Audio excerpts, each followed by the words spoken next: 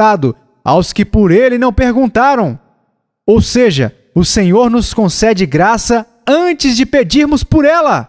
A única razão pela qual qualquer homem começa a orar é porque a graça derramada anteriormente em seu coração o levou a isto. Lembro-me que quando me converti, eu era um arminiano completo. Pensei que eu mesmo havia começado a boa obra e costumava me sentar e pensar: bem, busquei o Senhor por 4 anos antes de encontrá-lo. E acho que comecei a me elogiar porque havia clamado por ele insistentemente em meio a muito desânimo. Mas um dia me ocorreu um pensamento: o que me levou a buscar a Deus? E no instante a resposta veio de minha alma: por quê? Porque ele me conduziu a isto. Primeiro, deve ter me mostrado minha necessidade dele, senão eu nunca o teria buscado. Deve ter me mostrado sua preciosidade, ou eu nunca teria achado que vale a pena buscá-lo. Então, de uma vez enxerguei com a maior clareza possível as doutrinas da graça. Deus deve começar! A natureza nunca poderá se sobrepujar. Coloca-se água em um reservatório e ela o encherá até um dado limite, mas nunca passará disso sozinha. Então, não está na natureza humana o buscar a Deus. Esta é depravada, logo deve haver uma pressão excepcional do Espírito Santo sobre o coração para inicialmente nos levar a pedir por misericórdia. Mas veja, não percebemos nada disso durante a operação do Espírito. Clamamos como se fôssemos responsáveis por desejarmos o Senhor e o buscamos como se o Espírito Santo não existisse. E embora não saibamos, deve existir um movimento prévio do Espírito em direção ao nosso coração, antes de existir um movimento em nosso coração em direção a Ele. Nenhum pecador pode estar com o Senhor de antemão. Sua graça é mais soberana, mais rica e mais livre. Deixe-me dar um exemplo. Vê aquele homem montado em um cavalo cercado por seus soldados? Como está orgulhoso! Com quão consciente dignidade dali exerce controle! O que tens aí contigo, Senhor? O que são essas expedições que entesouras com tanto apreço? Ó Senhor, o que tenho em minhas mãos irá afligir a igreja de Deus em Damasco. Arrastarei os membros, homens e mulheres, para a sinagoga. Açoitá-los-ei e forçá-los-ei a blasfemarem. E tenho esta comissão do sumo sacerdote de levá-los à força a Jerusalém para matá-los. Saulo, Saulo, não tem amor por Cristo? Amor por ele? Não! Quando apedrejaram Estevão, me carreguei das roupas das testemunhas e tive prazer em fazê-lo. Como gostaria de ter participado da crucificação do seu mestre, pois os odeio profundamente e contra eles expiro ameaças e massacres. O que você afirma deste homem? Se ele for salvo, não irá admitir que alguma soberania divina o converteu? Olhe para o pobre Pilatos. Quanta esperança havia nele! Queria salvar o mestre, porém temeu e tremeu. Se tivéssemos tido a chance, teríamos dito: Senhor, salve Pilatos, porque ele não quer matar Jesus e se esforça para livrá-lo. Mas mate o sanguinário Saulo. Ele é o líder absoluto dos pecadores. Não, exclama Deus, farei com os meus como me for aprazível. Os céus se abrem e o brilho da glória desce mais luminosa que o sol do meio-dia. Impressionado com a luz, Saulo cai no chão e uma voz se dirigindo a ele é ouvida: Saulo, Saulo, por que me persegues? Duro é para ti recalcitrar contra os aguilhões. Ele se levanta. Deus aparece para ele. Veja, porque és para mim um instrumento escolhido para levar o meu nome perante os gentios. Não é esta soberania, graça soberana, desprovida de qualquer busca prévia? Deus foi achado por aquele que não o havia buscado. Se manifestou ao que não havia perguntado por ele. Alguns dirão que aquilo foi um milagre, mas é um que se repete todos os dias da semana. Uma vez conheci um homem que não ia à casa de Deus por muito tempo. E num domingo de manhã, tendo ido ao mercado comprar 2 patos para seu jantar, aconteceu de ver a casa de Deus aberta quando passava. Bem, pensou ele, vou observar o que esses companheiros estão fazendo. Ele entrou. O hino que cantavam prendeu sua atenção. Ouviu o sermão, esqueceu-se dos patos, descobriu seu próprio caráter.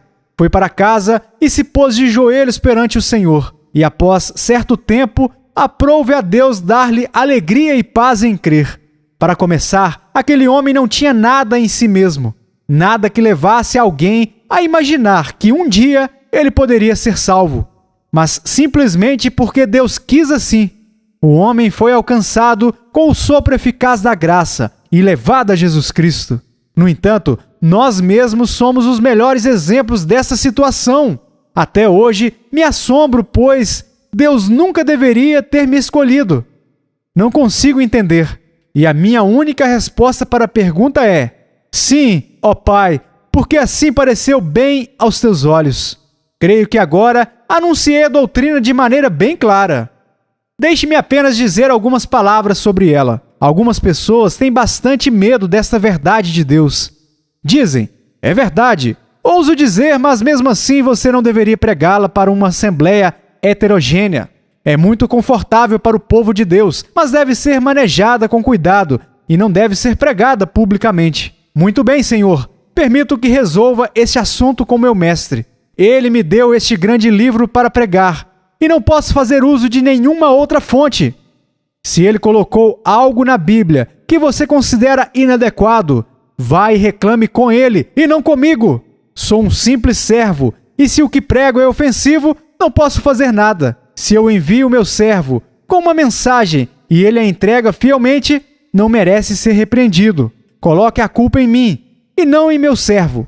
Então eu digo: culpe meu mestre, porque eu somente proclamo sua mensagem. Não, diz alguém, não é para ser pregada. Sim, é para ser pregada. Toda a palavra de Deus é inspirada e útil para algum bom propósito. A Bíblia não ensina assim? Deixe-me dizer-lhes a razão pela qual muitas das nossas igrejas estão em declínio. É simplesmente porque essa doutrina não tem sido pregada. Onde quer que ela tenha sido defendida, sempre foi abaixo o papismo.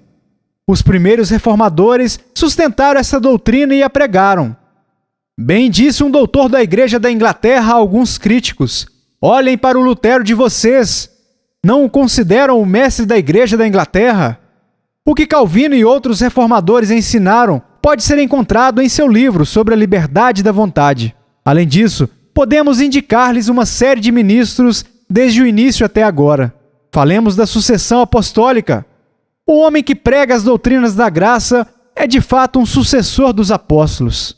Não podemos traçar nossa genealogia através de toda uma linhagem de homens como Newton, Whitefield, Owen e Bunyan, diretamente até chegarmos a Calvino, Lutero e Zwinglio. Deles, então, podemos voltar a Savonarola, Jerônimo de Praga, a Hus, então de volta a Agostinho, o pregador mais poderoso do cristianismo. E de Santo Agostinho até Paulo é somente um passo. Não precisamos sentir vergonha da nossa linhagem. Embora os calvinistas agora sejam considerados heterodoxos, somos e sempre deveremos ser ortodoxos. É a antiga doutrina. Vão e comprem qualquer livro puritano e veja se conseguem encontrar nele o arminianismo. Pesquisem todas as bancas de livros e veja se podem encontrar algum manuscrito antigo que possua algo diferente da doutrina da livre graça de Deus. Permitam que essa seja trazida para nutrir a mente dos homens e desaparecerão as falsas doutrinas da penitência, confissão e do pagamento pelos seus pecados. Se a graça é livre e soberana nas mãos de Deus, a doutrina do clericalismo não se sustenta. A compra e venda de indulgências e coisas afins também não. São levados pelos quatro ventos dos céus e a eficácia das boas obras é reduzida em pedacinhos como Dagon diante da arca do Senhor. Bem, alguém comenta: gosto da doutrina. Todavia, existem muito poucos que pregam-na, e os que o fazem são muito elevados. É bem provável, mas me importo pouco com o que dizem de mim. Tem muito pouca importância o que os homens falam a seu respeito. Suponha que o considerem excitado, nervoso. Isso não o torna perverso, certo? Imagine que o julguem um antinomiano. Isso não o torna um deles. No entanto, devo confessar que há alguns homens que pregam essa doutrina, causando 10 vezes mais mal do que bem, porque não pregam sobre a próxima sobre a qual vou falar, e que é igualmente verdadeira. Possuem a primeira para ser a vela, mas não esta última para ser o lastro. Podem pregar sobre um lado da moeda, mas não sobre o outro. Podem concordar com a alta doutrina, porém não falarão sobre a palavra em sua totalidade. Tais homens caricaturam a Bíblia. Deixe-me comentar aqui o costume de certo grupo de hipercalvinistas de chamar de calvinistas híbridos aqueles entre nós que ensinam que é dever do homem se arrepender e crer. Se vocês escutarem alguém dentre eles falar dessa maneira, deem-nos meus mais respeitosos elogios e perguntem-nos se já leram os trabalhos de Calvino em suas vidas. Não que eu me importe com o que Calvino disse ou não disse, mas perguntem-nos se algum dia leram suas publicações. E se disserem não, como provavelmente o farão, porque existem 48 extensos volumes, digam-nos que o homem a quem chamam um calvinista híbrido, embora não tenha lido a totalidade dos volumes, já leu uma boa parte deles e conhece sua essência. E sabe que prega substancialmente o mesmo que Calvino, que toda doutrina sobre a qual ensina pode ser encontrada nos comentários de João Calvino a respeito de uma ou outra parte das Escrituras. Somos calvinistas verdadeiros. No entanto, este reformador não é ninguém para nós. Jesus Cristo e Ele crucificado e a Bíblia tradicional são nossos pilares. Amados, aceitemos a Escritura em sua totalidade.